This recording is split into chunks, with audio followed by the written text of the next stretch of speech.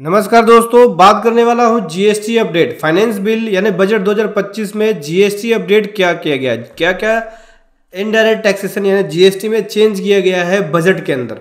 तो चलिए डिटेल में समझेंगे, बताता हूं आपको। तो दोस्तों बहुत कुछ सीखने को, बहुत कुछ समझने को मिलेगा इस वीडियो के अंदर।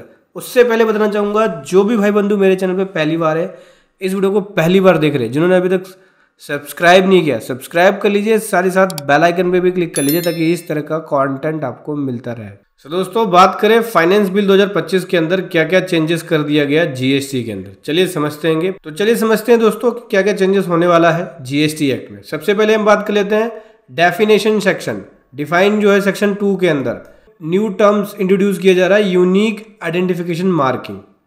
ये क्या है, एक new close section 116A insert किया जा रहा है, जो कि यूनिक आइडेंटिफिकेशन मार्किंग होगा।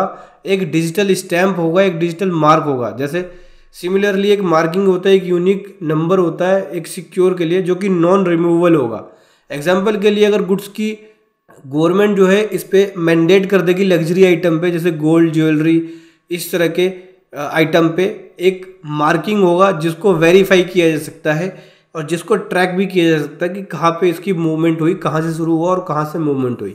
ठीक है, उसके लिए यूनिक आइडेंटिफिकेशन मार्किंग होगी। लग्जरी गुड्स के लिए, लग्जरी आइटम के लिए इस तरह की मार्किंग की जाएगी। अब देखना यह है कि लग्जरी आइटम के लिए होता है कि सभी आइटम के लिए।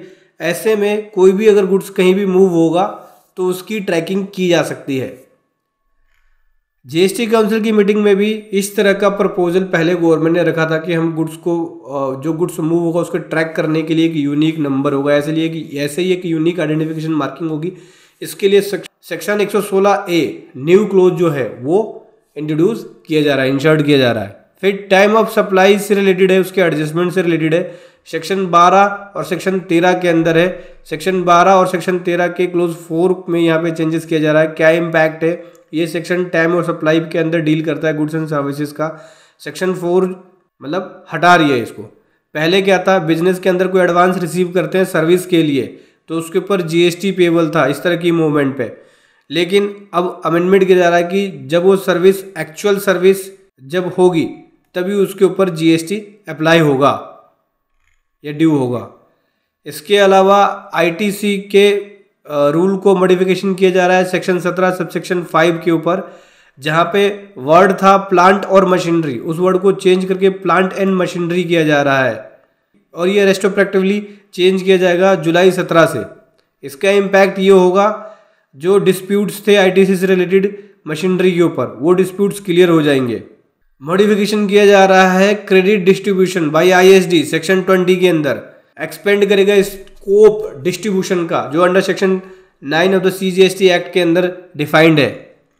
उसके बाद एक न्यू सेक्शन इंट्रोड्यूस किया जा रहा है, सेक्शन 122B पेनल्टी प्रोविजन है। ये पेनल्टी प्रोविजन आईटीसी के मिस यूज के लिए लगाया जाएगा। मतलब अगर आप आईटीसी का मिस यूज करते हो, फ्रॉडलेंट तरीके से या फेक इनवॉइस इशू करते हो, तो उस केस में आपके ऊपर पेनल्टी लगाई जाएगी 122B के अकॉर्डिंग। उसके बाद एक सेक्शन और इंट्रोड्यूस किया जा रहा है, सेक्शन 148 है, implementation of unique identification marking.